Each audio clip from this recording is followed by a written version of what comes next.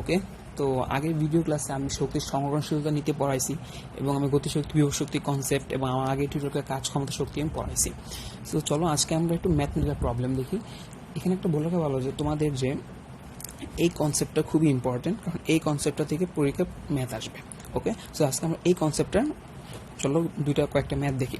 তো দেখো একটা প্রবলেম ওয়ানে বলছে যে দেখো এটা একটা ডাব গাছ, মনে করো এই যে এটা একটা পুকুর বরাবর আছে।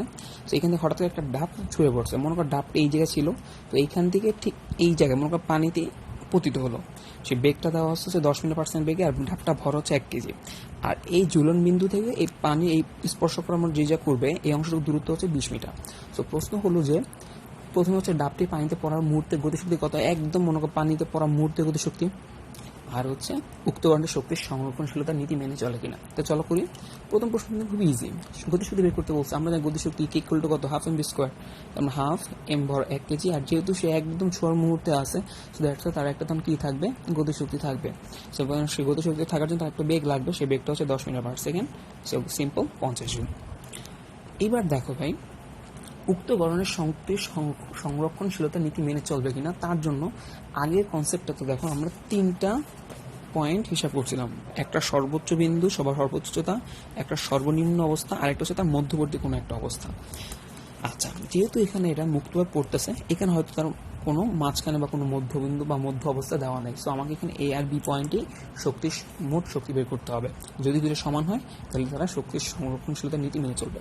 তো দেখো কি বলছে, যেহেতু এই অবস্থা হচ্ছে আমার ভূমি থেকে সর্বোচ্চ উচ্চতা, সে ছেড়ে পড়ে যাওয়ার আগে সে কিন্তু কিছু স্থির ছিল, তাহলে এই অবস্থানে তার মোট শক্তি কত হবে, মোট যান্ত্রিক শক্তি ইপি প্লাস ইকে, সেটা হবে mgh প্লাস 0, আর ইকে ইকুয়াল টু কত তোমার ইকুয়ালস টু কি হাফ এম ভি স্কোয়ার আমরা লিখতে পারতাম।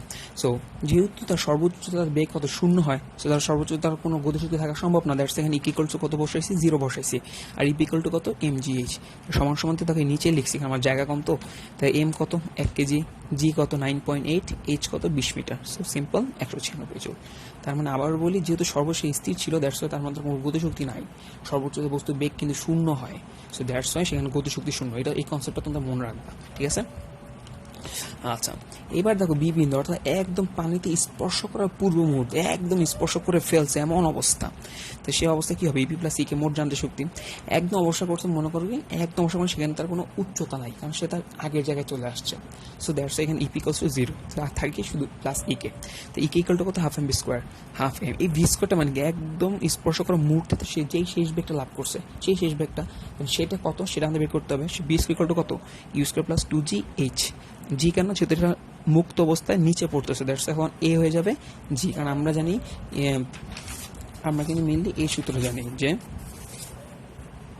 V square equals to U square plus 2as। So এখন কিন্তু V square equals two 2gh হয়ে গেছে, কারণ কি এটা কিন্তু ছিল ভাই রৈখিক সরণ বা রৈখিক গতি, কিন্তু এটা কিন্তু উচ্চতা, আর এটা হচ্ছে অভিকর্ষ স্তর, কারণ যেহেতু নিচের দিকে পড়তেছে, জি এর দিকটা নিচের দিকে, ভ্যালোসিটি ভি এর দিকটাও নিচের দিকে, দ্যাটস ওয়াই এখানে এক্সেলারেশন বদলে অভিকর্ষ ত্বরণ জি ইউজ হয়েছে। তো সিম্পল মান বসে দিলাম, হাফ ইন্টু 1 প্লাস 0 স্কোয়ার, যেহেতু আদিবেগ শূন্য ছিল, 2 ইন্টু জি 9.8, এইচ হচ্ছে 20 মিটার, সিম্পল 196 জুল। কত চলে আসছে, 196। সো ভাই যেহেতু দুই অবস্থানের মোট শক্তি পরিমাণ সমান, সো দেশে বলতে পারি প্রদত্ত গণনাটির শক্তির সংরক্ষণশীলতার নীতি মেনে চলে। তো তোমরা তাদের ম্যাথটা স্ক্রিনশট নিয়ে ফেলো। ওকে, এইবার চলো আমরা দ্বিতীয় ম্যাথে যাই। ওকে, এই দ্বিতীয় ম্যাথটা খুবই ইম্পর্ট্যান্ট। এবার তিন অবস্থায় আমি দেখাইছি।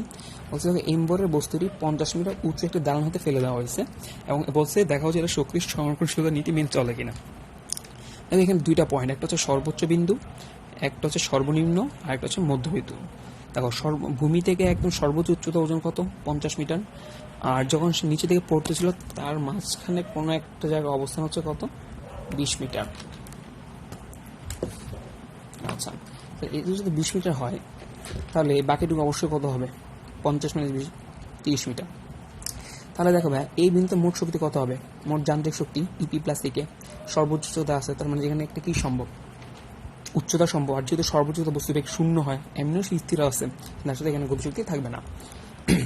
mgh দেখো এখানে কিন্তু এই মান জি দেওয়া নাই, সো আমাদেরকে এটাই রাখতে হবে, 50 mg।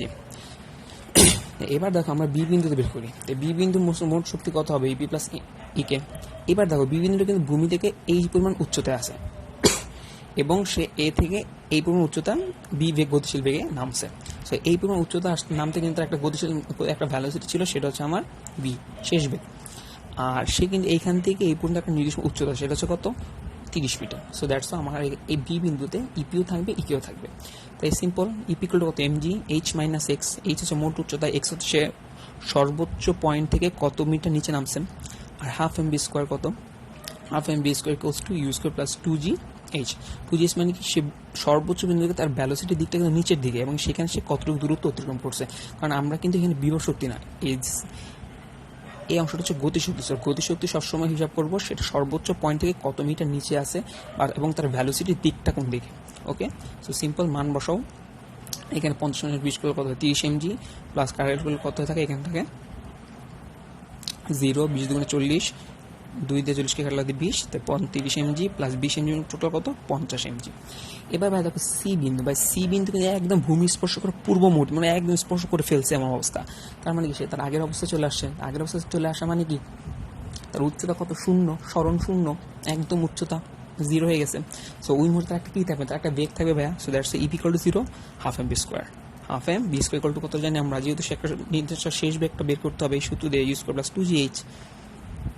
সিম্পল, তোমাদের হয়তো আশা করি তোমাদের এটা আর বোঝানো লাগবে না, কারণ কি এই টু আর এই টু অলরেডি কারেক্ট হয়ে এমজিএস হয়ে যায়। তো এমজি আর এইচ কত, 50 মিটার। দেখো 3টে পয়েন্টে মোট উচ্চতা কত, 50 mg, 50 mg, 50 mg। যেহেতু 3 জায়গায় আমার মোট যান্ত্রিক শক্তি হচ্ছে 50 mg, so that's why we can say it will successfully follow the theorem of energy conservation rules, অর্থাৎ শক্তির সংরক্ষণশীলতার নীতি প্রদত্ত ঘটনাটি মেনে চলে। ওকে, আশা করি তোমরা এই ম্যাথগুলো বুঝতে পারছো। এটা খুব স্ক্রিনশট নিয়ে নাও। সো তোমরা গাইড অথবা টেস্ট পেপার দেখবে, এরকম প্রচুর ম্যাথ আছে, তোমরা করে ফেলবে। সো নেক্সট ক্লাসে আমি চেষ্টা করব আরও নতুন আরও কিছু, আমরা একটু ভর শক্তি সম্পর্ক, that means E equals to MC square, এই সূত্র সমাধান বলি কিছু ম্যাথ নিয়ে আমি তোমাদের সামনে হাজির হবো। এই পর্যন্ত আমার সময় ভালো থাকো, আল্লাহ হাফেজ।